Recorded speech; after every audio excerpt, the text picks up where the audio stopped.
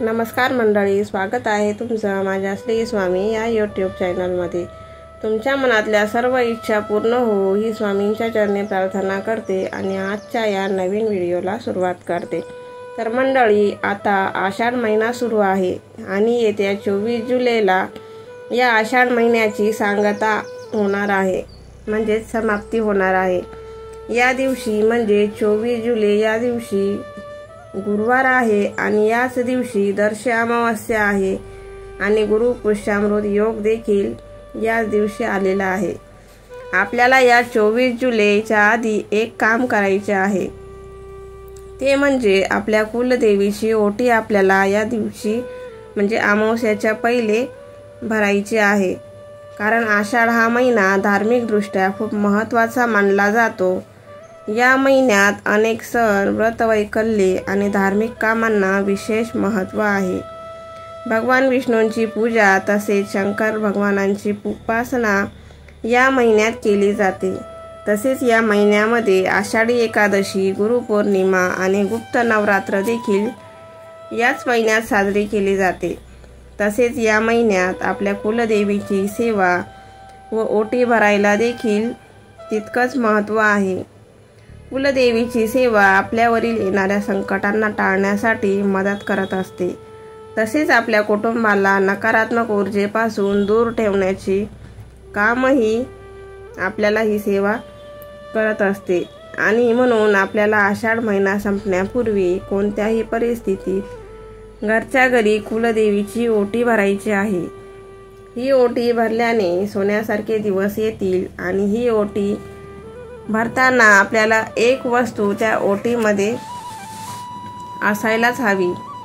तसेच आषाढ महिना संपण्यापूर्वी कोणती महत्त्वाची कामे तुम्हाला करायची आहेत ते मी आजच्या व्हिडिओमध्ये तुम्हाला सांगणार आहे। तर चॅनलवर जर नवीन असाल तर चॅनलला सबस्क्राईब करा आणि सबस्क्राईब शेजारी असणाऱ्या बेल आयकॉन नक्की प्रेस करा, म्हणजे येणारा नवीन व्हिडिओ ची नोटिफिकेशन तुम्हाला येईल आणि एकही व्हिडिओ तुम्ही मिस न करता पूर्ण बघू शकतात। तर पहा, आषाढ महिना हा श्रावण महिन्या इतकाच पवित्र मानला जातो। या आषाढ महिन्यामध्ये देवशयनी एकादशी असते आणि या देवशयनी एकादशीपासूनच चातुर्मास सुरू होतो। या चातुर्मासाचा काळ अत्यंत शुभ मानला जातो। या चातुर्मासामध्ये जी काही सेवा आपण करत असतो तर त्या सेवेचं आपल्याला खूप अधिक पटीने फळ प्राप्त होत असते। आणि या आषाढ महिन्यामध्ये एक सर्वात महत्त्वाचं काम करायचं असतं, ते म्हणजे आपल्या कुलदेवीची ओटी आपल्याला भरायची असते। तर आषाढ महिन्यामध्ये आपल्याला कुलदेवीची ओटी का भरायची असते, तर पहा, आपली कुलदेवी जी असते ती आपल्या कुळाचं म्हणजेच आपल्या कुटुंबाचं संरक्षण करत असते। कुलदेवीच्या सेवेने आपल्या घरामध्ये सुख, शांती, समृद्धी हे सर्व नांदत असते। वाईट गोष्टींपासून आपल्या कुटुंबाचं ती संरक्षण करत असते। म्हणून आपण कुलदेवतेची ही सेवा आपल्याला करायची असते। आपली कुलदेवता जर श्री देवता असेल तर आपल्याला आषाढ महिन्यामध्ये आपल्या कुलदेवीची ओटी आहे ती आपल्याला भरायची असते। आता ही ओटी तुम्हाला तुमच्या घरामध्येच भरायची आहे। आता ही गोष्ट तुम्ही बऱ्याच घरांमध्ये बघितली असेल की त्यांना माहीतच नसतं की आपली कुलदेवी कोणती आहे किंवा कुलदेवता कोणते आहेत। त्यामुळे बऱ्याच मैत्रिणींना आपण बघतो की त्यांना हे माहीतच नसतं। मग बघा, आपल्या स्वामी केंद्रामध्ये सांगितलं जातं की वर्षातून एकदा तरी कमीत कमी तुम्ही तुमचे कुलदेवता असो किंवा कुलदेवी असो तिथं जाऊन आपल्याला देवीची ओटी भरायची असते किंवा तिथं जाऊन आपल्याला दर्शन तरी कमीत कमी आपण वर्षातून एकदा घेतलं पाहिजे। पण तेही जर आपल्याकडून शक्य नसेल तर कमीत कमी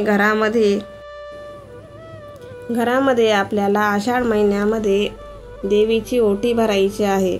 बघा, आषाढ महिना हा अत्यंत पवित्र असल्यामुळे या महिन्यामध्ये आपण भगवान विष्णूंसह आपल्या कुलदेवीची उपासना करत असतो। कारण या महिन्यामध्ये गुप्त नवरात्रही साजरी केली जाते। या महिन्यामध्ये सुवासिनी भोजन पण केले जाते। हे सुवासिनी भोजन देखील आपल्या कुलदेवीच्या नावानेच केले जाते।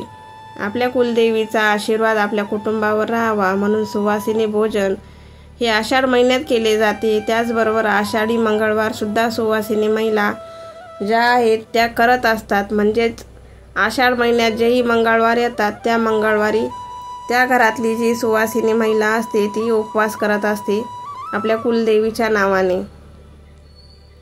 त्यामुळे आषाढ महिन्यामध्ये कुलदेवीची सेवा केली जाते। तर बघा, आपल्याला ओटी भरायची आहे, तर ओटी भरण्यासाठी कोणता वार असतो, तर देवीची ओटी भरण्यासाठी तुम्ही मंगळवारी किंवा शुक्रवारी ओटी भरू शकतात। पण जर तुम्हाला मंगळवारी किंवा शुक्रवारी भरणं शक्य नसेल, मध्ये पिरियड आला असेल किंवा सुतक असेल, अशा गोष्टी जर आल्या असतील तर कमीत कमी तुम्ही 24 जुलैला दर्श अमावस्या आहे त्या दिवशी तुम्हाला ओटी भरायला चालणार नाही। त्या दिवसांपूर्वी तुम्ही कधीही ओटी भरू शकतात।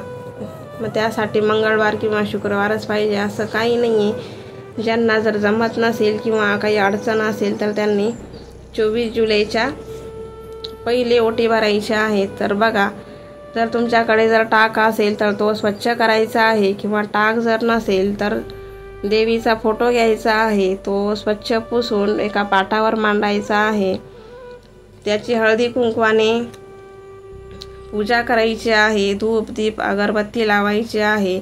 फुले जर असतील तर ती देवीला आपल्याला अर्पण करायची आहेत। आणि मग आपल्याला एक स्टीलचं ताट घ्यायचं आहे आणि देवीची ओटी ही आपल्याला नेहमी खणा नारळाने भरायची असते।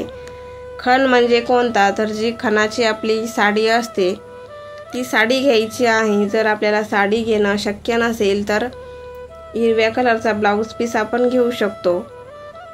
तसेच नऊवारी साडी आपण ओटी भरण्यासाठी वापरू शकतो। देवीला नऊवारी साडी खूप आवडते।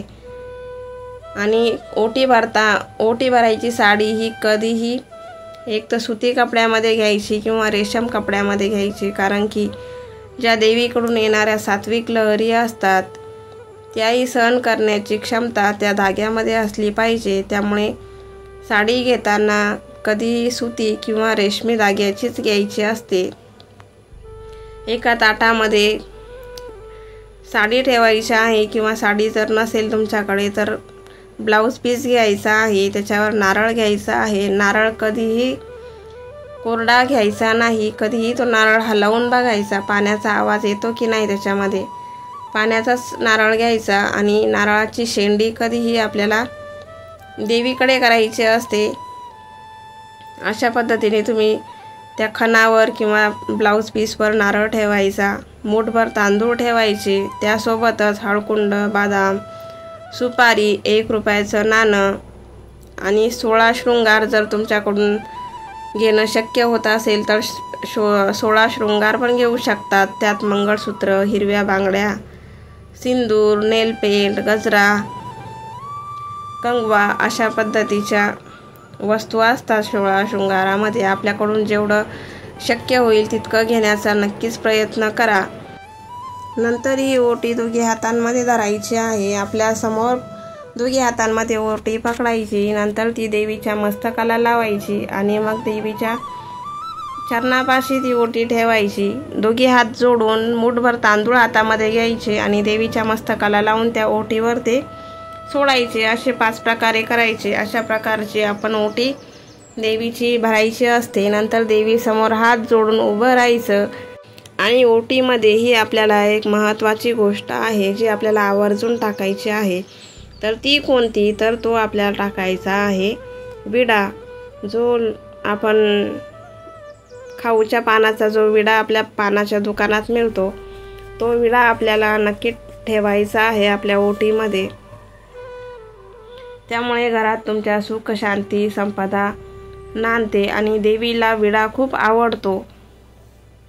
त्यामुळे ती एक गोष्ट तुम्ही आवर्जून ठेवायची आहे। अशा प्रकारे तुम्ही देवीची ओटी भरायची आहे आणि ही ओटी तुम्ही दुसऱ्या दिवशी किंवा त्याच दिवशी एखाद्या सुवासिनीला बोलवून सेम ती ओटी आहे त्या सुवासिनीची ओटी भरून ते तिला आपण सर्व सामान देऊन टाकू शकतो। जे आपण खण, नारळ असो किंवा ब्लाऊज पीस किंवा 16 शृंगाराचं जे सामान आहे ते एखाद्या सुवासिनीला आपण ते दुसऱ्या दिवशी ओटी भरून ते सामान आपण देऊन द्यायचं आहे। किंवा जर तसं करायचं नसेल तर तुम्ही ते घरातही वापरू शकता। नारळ फोडून आपण प्रसाद म्हणून सर्वांना वाटून द्यायचा आहे आणि जी साडी आपण किंवा ब्लाऊज पीस आपण देवीला अर्पण केलेलं आहे ओटीमध्ये ते आपल्या घरामध्येच ठेवायचं आणि आपण नंतर जेव्हाही आपल्या कुलदेवीला कधी जाऊ तेव्हा ती साडी किंवा तो ब्लाऊज पीस आपण तिथं जाऊन आपल्या कुलदेवीची किंवा मंदिरात ज्या देवी असतात त्यांची ओटी आपण त्या खणा नारळाने किंवा आपण जी साडी किंवा ब्लाऊज पीस असतो तो तिथं अर्पण करायचा आहे। अशा पद्धतीने आपल्याला घरच्या घरी देवीची ओटी भरायची आहे। आणि आषाढ महिन्यातली सेवा ही खूप महत्त्वाची असते। श्रावण महिना जेवढा महत्त्वाचा असतो तेवढाच आषाढ महिनाही महत्त्वाचा असतो। आषाढ महिन्यामध्ये कुलदेवीची सेवा ही खूप महत्त्वाची मानली जाते। तर चला, आजचा व्हिडिओ तुम्हाला आवडला असेल तर व्हिडिओला लाईक आणि चॅनलला सबस्क्राईब नक्की करा। धन्यवाद।